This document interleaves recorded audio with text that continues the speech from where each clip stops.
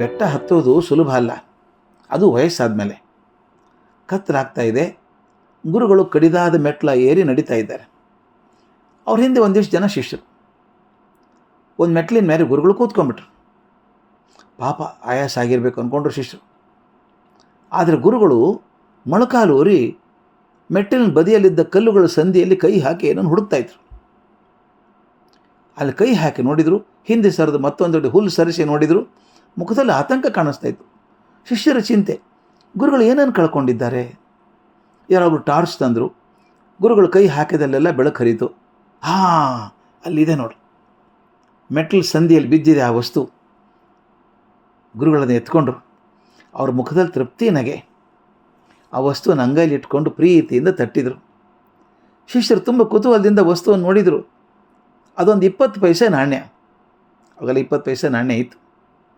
ಶಿಷ್ಯರು ಅಂದ್ಕೊಂಡ್ರು, ಅಯ್ಯೋ 20 ಪೈಸೆ ನಾಣ್ಯಕ್ಕಾಗಿ ಗುರುಗಳು ಇಷ್ಟೊಂದು ಕಷ್ಟಪಡಬೇಕಾಗಿದ್ದ. ಒಬ್ಬರು ಕೇಳೇಬಿಟ್ರು, ಯಾಕೆ ಸ್ವಾಮಿ ಅಷ್ಟೊಂದು ಕಷ್ಟಪಟ್ರಿ 20 ಪೈಸೆಗೋಸ್ಕರ ಕತ್ಲೆಯಲ್ಲಿ ಕೈ ಹಾಕಿ? ಗುರುಗಳ ಉತ್ತರ ಎಷ್ಟು ಚೆನ್ನಾಗಿತ್ತು ಗೊತ್ತಾ. 20 ಪೈಸೆ ಬೆಲೆ ಹೆಚ್ಚಲ್ಲಪ್ಪ, ಆದರೆ ನನಗೆ ಅದನ್ನು ಕೊಟ್ಟಿದ್ದಾರಲ್ಲ, ಅವ್ರ ಮನೋಭಾವ ದೊಡ್ಡದಲ್ವಾ. ಅದನ್ನು ಕೊಟ್ಟವನು ತನಗೇನೋ ಅವಶ್ಯಕತೆ ಇದ್ದದ್ದನ್ನು ಮರೆತು ತಡೆ ಹಿಡಿದು ಮಠಕ್ಕೆ ದಾನ ಮಾಡಿದ್ದ. ಅದನ್ನು ಕಳ್ಕೊಳ್ಳೋದು ಅಂದರೆ ಅವನು ತ್ಯಾಗವನ್ನು ಕಡೆಗಣಿಸ್ದಂಗೆ ಅಲ್ವಾ. ಹೀಗೆ ಪ್ರೀತಿಯಿಂದ ಭಕ್ತ ನೀಡಿದಂಥ ಅಳಲು ಸೇವೆಯನ್ನು ಮಹತ್ತಾಗಿ ಕಂಡು ಜ್ಞಾನದ ಪ್ರಕ್ರಿಯೆಯನ್ನು ದೊಡ್ಡದಾಗಿಸಿದಂಥ ಗುರುಗಳು ಸುಮಾರು 1000 ವರ್ಷ ಇತಿಹಾಸವನ್ನು ಹೊಂದಿದಂಥ ಹೈದರಾಬಾದ್ ಕರ್ನಾಟಕದಲ್ಲಿ ಆಶಾದೀಪವಾಗಿರುವಂಥ ಕೊಪ್ಪಳದ ಗವಿಮಠದ ಪೀಠಾಧ್ಯಕ್ಷರಾಗಿದ್ದಂಥ ಪರಮ ಪೂಜ್ಯ ಶ್ರೀ ಶಿವಶಾಂತವೀರ ಮಹಾಸ್ವಾಮಿಗಳು ಕೇವಲ ಶಿಕ್ಷಣದಿಂದ ಮಾತ್ರ ಸಮಾಜದ ಬೆಳವಣಿಗೆ ಸಾಧ್ಯ ಅಂತ ನಂಬಿ ಶಿಕ್ಷಣ ಕ್ಷೇತ್ರದಲ್ಲಿ ಕ್ರಾಂತಿಯನ್ನು ಮಾಡಿ ಸುಮಾರು 32 ವರ್ಷಗಳ ಕಾಲ ಮಠವನ್ನು ಬೆಳೆಸಿ ನಡೆಸಿದವರು ಪೂಜ್ಯ ಶ್ರೀ ಶಿವಶಾಂತವೀರ ಸ್ವಾಮಿಗಳು. ಅವರು ಗವಿಮಠದ ಗುರು ಪರಂಪರೆಯಲ್ಲಿ 17ನೇದವರು. ಅವರು ಉತ್ತರಾಧಿಕಾರಿಗಳಾಗಿ ಈಗ ಪೀಠಾಧಿಕಾರಿಗಳಾಗಿರುವ ತರುಣ ಸನ್ಯಾಸಿ ಶ್ರೀ ಗವಿಸಿದ್ದೇಶ್ವರ ಮಹಾಸ್ವಾಮಿಗಳು ಆ ಗುರುಗಳ ಆದರ್ಶಗಳನ್ನು ಸಮರ್ಥವಾಗಿ ಬೆಳೆಸಿ ಸಮಾಜಕ್ಕೆ ದೊಡ್ಡ ಚೈತನ್ಯ ಸ್ವರೂಪಿಗಳಾಗಿದ್ದಾರೆ. ಇತ್ತೀಚೆಗೆ ಪತ್ರಿಕೆ ಸಂಪಾದಕರೊಬ್ಬರು ಈ ಗುರುಗಳ ಜ್ಞಾನ ನಾಯಕತ್ವ ಗುಣಗಳನ್ನು ಕೇಳಿ ತಿಳ್ಕೊಂಡು ಅವ್ರ ಸಂದರ್ಶನಕ್ಕೆ ಬಂದರಂತೆ.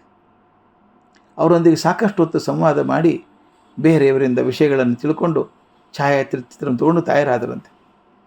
ಸಂದರ್ಶನದ ಕೊನೆಗೆ ಗವಿಸಿದ್ದೇಶ್ವರ ಮಹಾಸ್ವಾಮಿಗಳನ್ನು ಕೇಳಿದರಂತೆ, ಮಹಾಸ್ವಾಮಿ, ನಮ್ಮ ಸಂದರ್ಶನಕ್ಕೆ ಕೃತಜ್ಞತೆಗಳು. ನಮ್ಮದೊಂದು ವಿನಂತಿ ಇದೆ, ನಮ್ಮ ಪತ್ರಿಕೆಗೆ ತಮ್ಮ ಗವಿಮಠದ ಒಂದು ಜಾಹೀರಾತು ಕೊಡ್ಬೋದಾ ಅಂತ ಕೇಳಿದರಂತೆ.